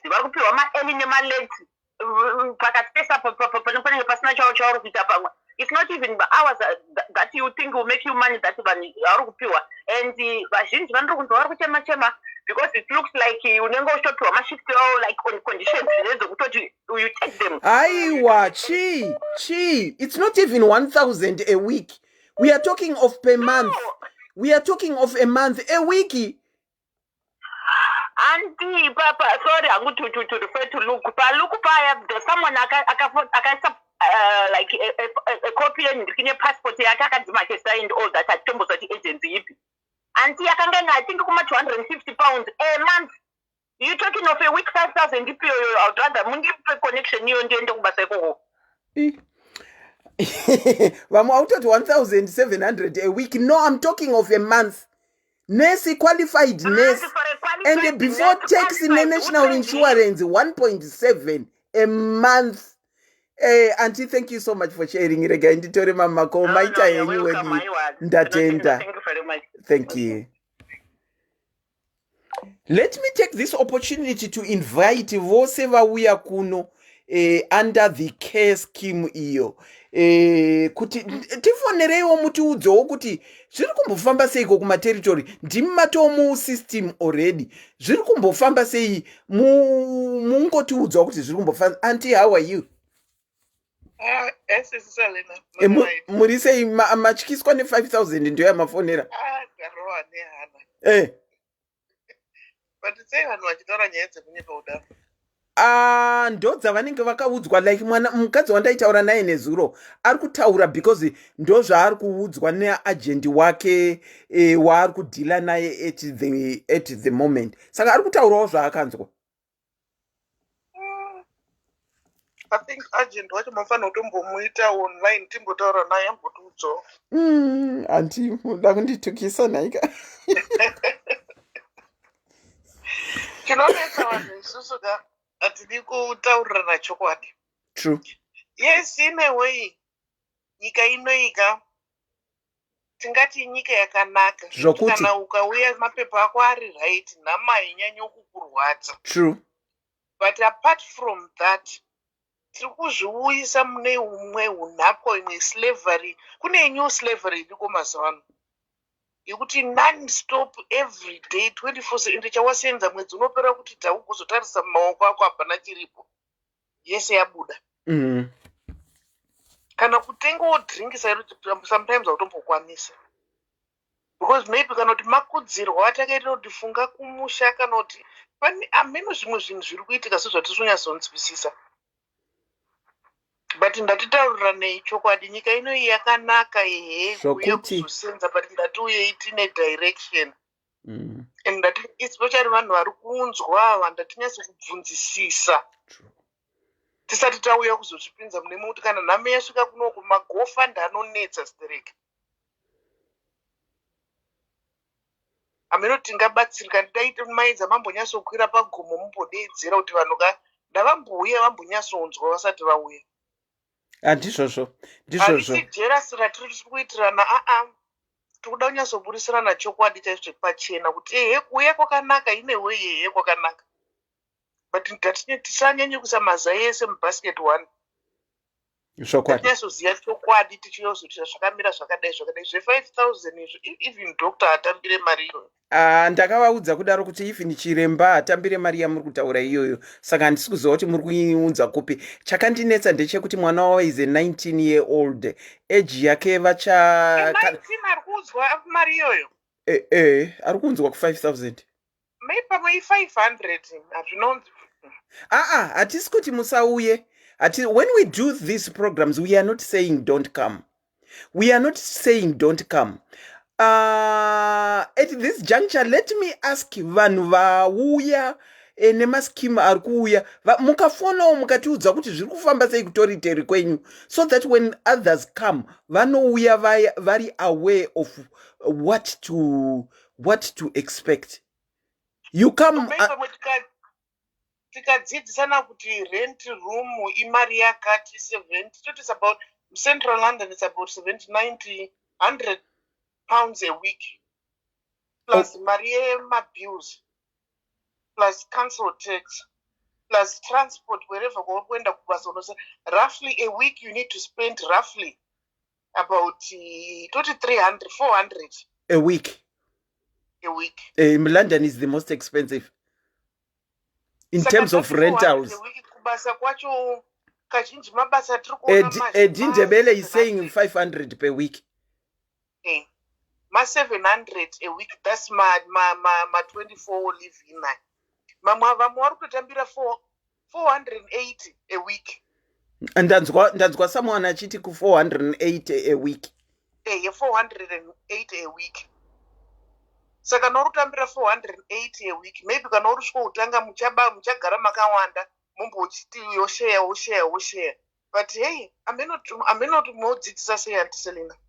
Because it's a bit complicated. Yeah, it is very complicated, but kungoonesana kuti don't expect too much. Ende kune vanenge vauyaka vakuzoita ma pressure ekuti vano collapse vari pamabasa, because muri kuvapawo pressure, because what you heard and what they are now seeing on the ground is totally different. Makuvapa pressure yekuti sei usiri kutumira mari kumusha, and yet hazvisi kutomubhalansira, nekuti makanzwa zvamakanzwa kana akukudzai anoita kunge ari kunyepa, arikuda kubata imwe mari achiisa pasaidi. Ndo zvacho. Saka to be foretold is to be forewarned. Saka zvinenge zvakanaka kuti tingoudzana, so that when you come, ngatiuye in numbers, but when you come, expect to see zvimwe zvawainzwa pamalive akaita sekudai. Until thank you so much for your contribution. Okay. Ndatenda zvangu.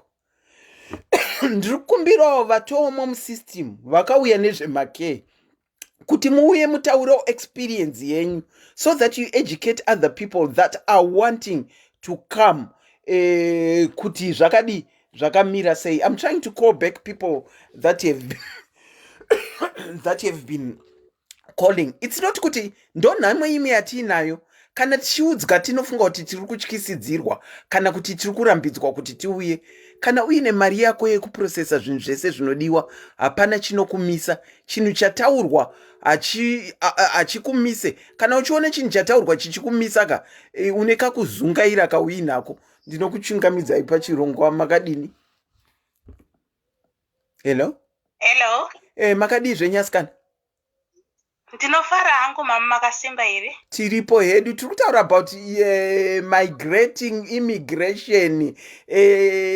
Tikati given the chance muda kuenda kupi?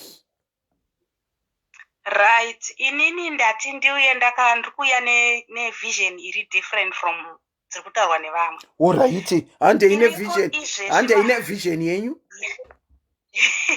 Vision iripo izvezvi, especially for one, vari kugara muSouth Africa nevanhu vari kugara kuZimbabwe. Kwaita nyaya yema-cruise ships ari kuitika. Alright. So vema-cruise ships vari kuuya vachirecruita kuno, especially kuno kuSouth Africa ndoko vari kuuya vazhinji. Vashoma vanozoenda kuZimbabwe. Vanotoita kuuya ivo ikoko? Vanoita kuuya vamwe wacho izvezvi zvinenyaya yekuti COVID wacho vanozoita ma-interviews online. Unosubmit, kune malink ariko ekuti unokwanisa kuwana link wosubmita CV rako online. Kana wasubmita CV rako online, and then they will start giving you madates ekuti toda kuita interview musi wakati nguva dzakati, wokupa pin manje yekuti unoita log in patime yavataura. They do you the first interview and then the second interview. When you are successful by interview yao iyoyo, then they tell you to do my procedures akodiwa, which is my medicals. So my medicals aya vanokupa madoctors avo avanoda kuti uende kunoita.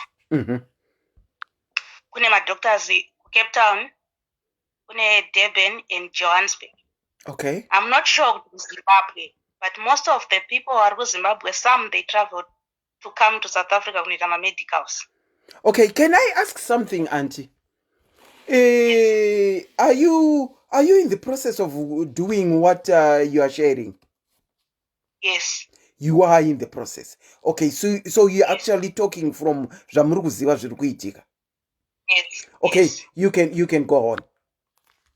So my cruise ships akasiyana. There are some are American based, which is one Royal Caribbean. If you go on a website like Google and then you Google the Royal Caribbean and inobva yabuda, and then kune link racho repo rekuti unokaenda ipapo unoona link reku uploada CV yako.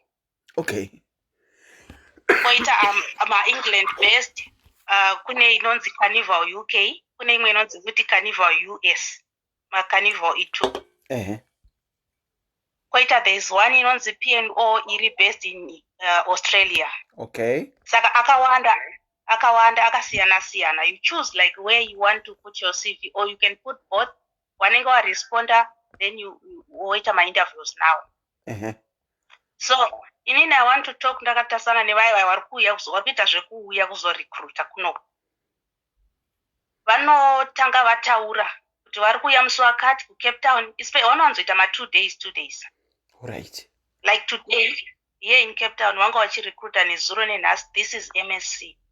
MSC inonziri based in Switzerland if I'm not mistaken. Alright. Saka pavanouya paipa nezuro nenhasi vatorecruita, vatopedza izvezvi, vatopedza nezvema-recruitments. Alright. Pavanorecruita vanoda CV. Unofanira kuenda neCV rako, and the CV must be like 5-star. Unofanira kunge wakashanda pa5-star hotel. Unofanira kunge wakashanda pa5-star hotel. Imi manga makashanda pa5-star hotel. Ini ndakamboshanda not for a long time. Ndakazonyeberawo hangu pamakore apa. Makazodi? Kuti zviite. Ndakazowedzerawo hangu pamakore apa, but experience yekuhotel ndakandinayo. Alright. Saka vanotaura kuti vari kuda vanhu vakaita sei. Vanoti vari kuda machef kana kuti mawaiter. Ndo vanhu vari kunyanya kutora izvezvi. Machef, mawaiter, housekeeping yeah ndozvavanenge vari kuwanza kutora for now wozodzoka vachitorawo mamwe ma-engineers ma-IT wati saka imi makakwana papi ipapo? ini ndakapinda pa-housekeeping. All right, okay. Saka kana waenda ne-CV rako wakupai date rekuti tiri kuuya musi wakati tiri kuita mainterviews ubva nguva dzakati kusvika nguva dzakati vanokupai address vanozozviitira pamahotels. Kune age limit here kucruise uku? Vanoti from 21 to 65. Munhu ari 65? Yes. Kana chembere dzinenge ana SIS MELLY dzinodiwa ikoko? As long iwewe uri physically fit kuzoshanda ikoko because my working hours awo anenge akati rebei. SIS MELLY nekukura kwawaita muri kuona wachinowaridza mubhedha mucruise ipi? And futi ndokunge health yenyu imi muchizokwanisa kupasa kuma-medicals uko because havadi vanhu vayo kuti une joint problem, hip problem or what, kana cancer kana chii, unofanira kunge uchibuda uri physically fit. Kune ma-medicals futi ikoko? Wanoita ma-medicals. Munoita futi anonzi ma-mailing test. This is like, anditi kana uri kuenda waya vanoenda ma-carers, vanoenda vaya vanonyora ma-Ls. Iwo wane yawo inonzi mailing test. Alright, yakangoda kufanana ne-IELTS. Saka ana SIS MELLY havapinde kava vane nigiri kana vane ana hay fever havapinde uko? Hauzopindi. Nana antiserina vanongokosera kudai havatopindi ikoko? Zvinoka zvichidependa kuti uri kukosera zveflu iri kudarika here kana kuti it's something that is gonna be a problem. Alright. Saka imi mapa stage yakamira sei kucruise uko? Tapa stage yekuda kuita mavisa. Saka mavisa awo zvavanoita manje vanokutaurirai kuti cruise redu rinosaila richienda ma-continents api. Saka ini ndakapinda ne-cruise yandakapinda nayo it's England based. Alright. Saka rinosaila richienda kuAmerica, which is I have to do inonzi C1D visa. C1D visa munenge muchiiaplayira munyika ipi ipapa? Right. Unoaplayira sekuno kuZimbabwe madates anenge akumberi, saka vanhu vari kuenda kunoaplayira Zambia, Namibia, Botswana, Mozambique, kwaunenge waonera madates ari padhuze ari. Saka unonanga kuembassy ipi ipapa? American. C1D it's American visa. C1D American visa because macruise acho anenge achienda kuAmerica. Saka kana achienda kuAmerica muchimbostopa munyika dzamunostopa, visa renyu rinokualawa here kuti mubude? So American visa iri vanoriti it's like a umbrella visa rinokava mamwe ma-countries asiri America. Alright. And then kana ichizosaila futi ichienda kuAustralia unoita futi Australian visa. Australian visa unoita online. It's 24 hours and it's free. Okay, saka imimi mapa visa site. Muri kutarisira kunge muchinge muchiwana visa renyu zvarini, muchitanga basa zvarini? Zvavanoita manje vanhu maships pavanokupa contract vanobva kupa ne-starting date rebasa. Alright. Saka pavanokupa starting date vanokuti let's say uri kutanga musi wa17 October.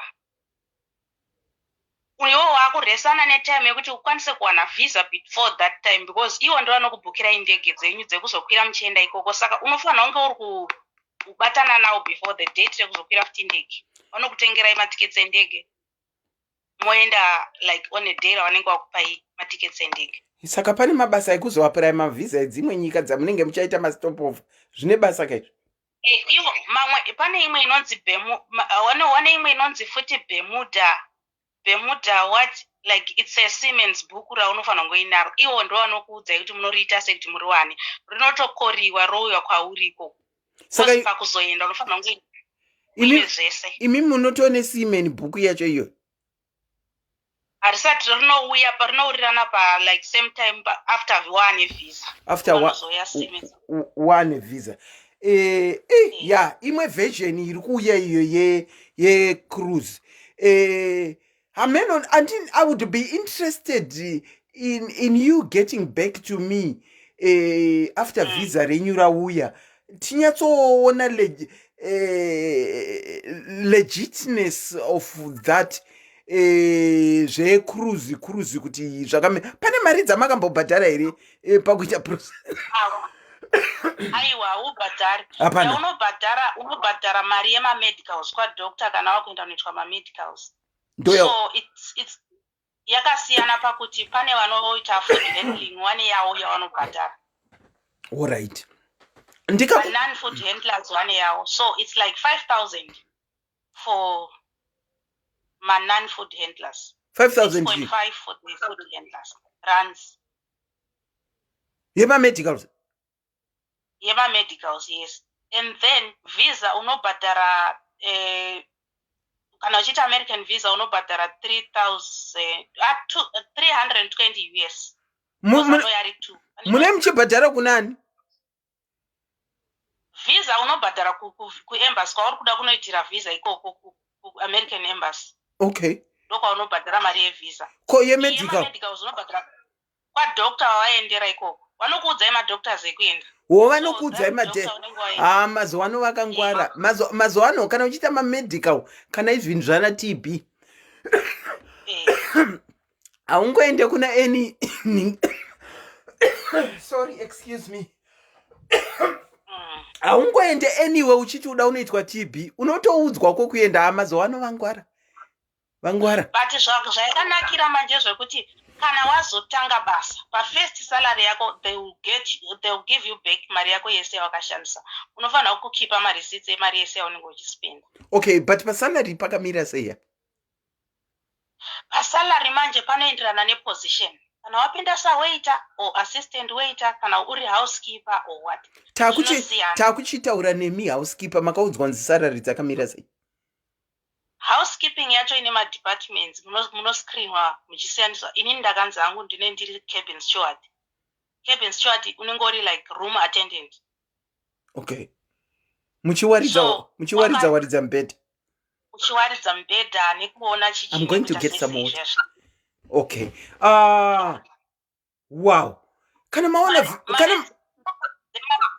mari dzacho dzemacabin steward dzinorange from 1,800 to 2.2 US per month. Per month, yes. Excluding my tips. Okay, and can I safely say kuti zviri seasonal? It's not an ongoing thing. No, it's you go there, you work like mine. You go and work 6 months, and then you get 2 months leave. You go back 6 months, you get 2 months leave. Unozoregera paunenge wada iwe. Alright. Ndiri kuona pane mwati Fafi Mutehwanzi, it's true. Ndofunga Fafi Mutehwa ariko kucruise lining ikoko. Asi ndanchikumbirawo kuti kana maona visa renyu mondiitawo get back to mika timbonyatsoona kuti ririmo zveshuwa here visa mupassport. Hatigokurudzirawo vamwe zvecruise zvatisati tambozvinzwa zvedu, and mauya nenew dimension totally different from zvange zviri kutaurwa nevamwe shuwa. Saka I would appreciate mukazondibatawo mukandirakidza kana mati zii ndongozivawo kuti pamwe hapana. I'll come back to you. Stages. Thank you so much for bringing new dimension. Yatanga tina umbofunga kana kutaurawo. I look forward kuti mukandirakidza ndirini inini ndindichauya ndichitaura kuti inini ndazviona. But disclaimer, let me put a disclaimer again. We are discussing sharing. The onus is on you to go and find proper information to lead you to what you want to do. Auntie, thank you so much for contributing and sharing. Zvamuri kutoendawo through and pa stage yenyu yekuti makuenda ku visa stage. Thank you so much. Yes. Okay, thank you. Ndatenda zvangu. Imi tabvira pano tiri pano kudhara. Ini ndakuda kunobika. Tinoita part 2, but mangwana come rain come thunder. Mangwana tinoda kudzoka nechikristu nechivanhu chedu. I suggest vasina kuteerera program last time endai munotanga mateerera part 1 tofamba tese mupart 2 tichinyatsotaurirana. Iyi tichaita part 2 futi tinoita part 2 migration / immigration tinoita part 2 but come rain come thunder mangwana ndinotouya chete but I will again hapana analysis yatinoita because we will try and analyze zvatanga tichitaura tamu part 2. I will again want to put a disclaimer. Kana tichionesana tichidzidzisana tichiudzana pano iwe munhu enda unofinda information yako tati let's desist from kungoda kupiwa malink. Vari kuda kuuya kuuk endai www.gov.uk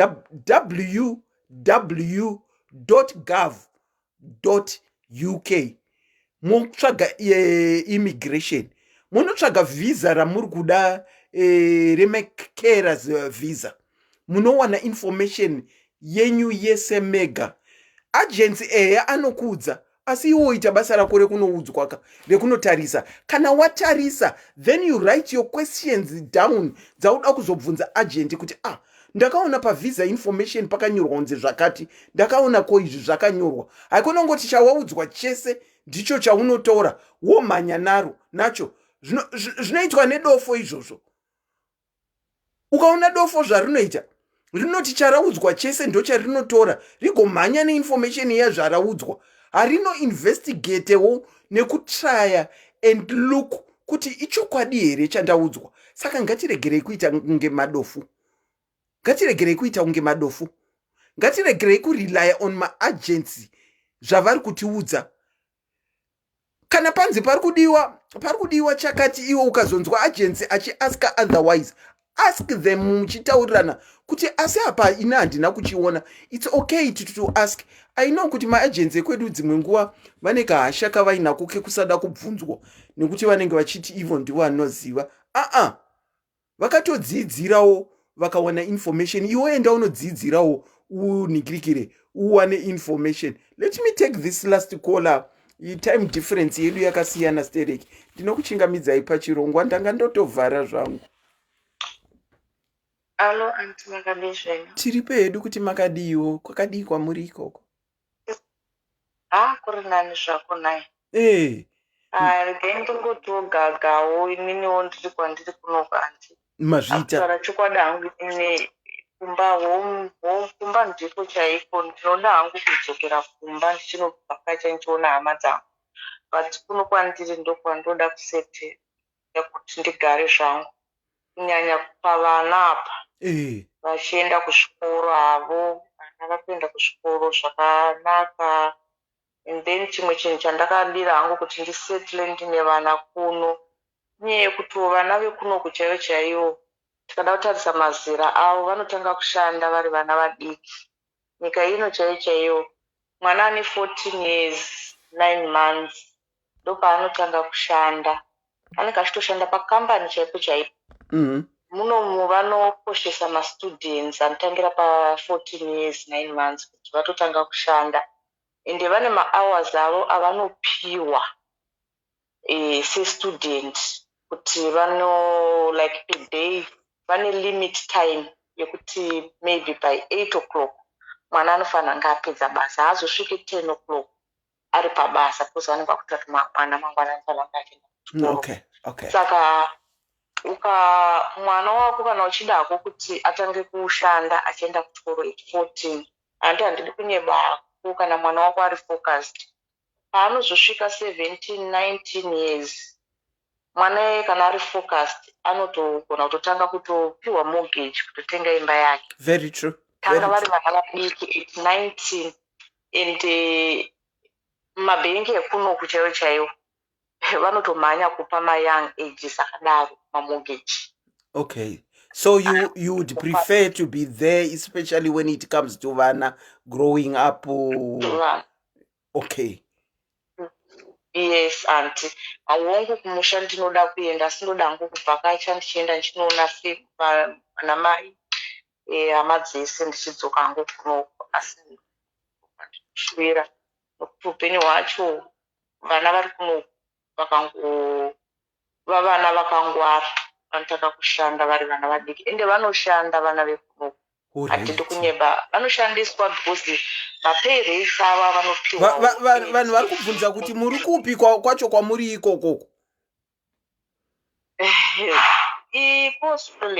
kuaustralia vari australia saka vari kuti inini hangu ndingade kunge ndiri kwandiri ikokuku nekuti kune maopportunities especially evana you'll find kuti mwana kana achienda kuchikoro achishanda iaustralia achishanda at 14 by 19 anotogona kutenga imba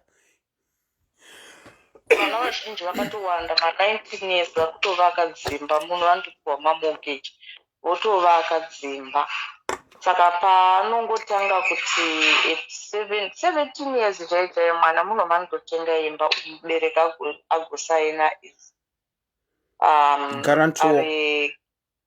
garantor yake yes because ndo zvavatori vapo muno vazhinji varungu vacho chaivo chaivo vamunozonzi varungu vane zvinhu zvavo vamwe vacho vane makambani avo anotanga kutora mwana wake kana muzukuru wake achishanda pakambani achiti akashanda pay yake anomupa pocket money mari yakati the rest anomuchengetera achimusevhera mari iyoyo paanozokura mwana yakutena ma17 18 anenge atova nemasavings ake akatowanda wow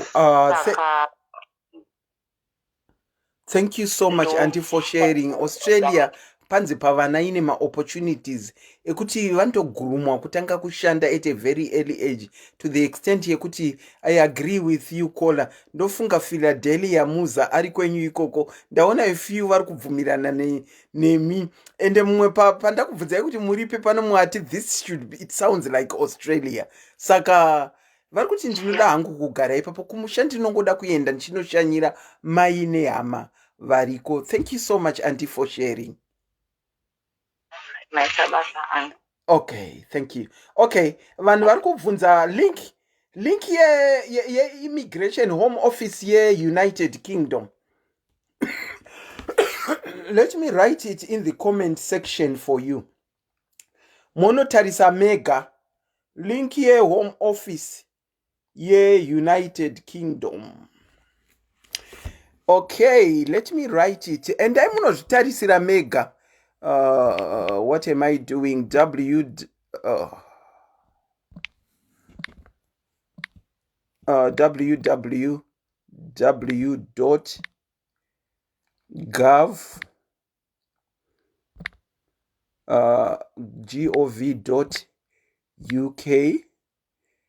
gov.uk kana ukati /immigration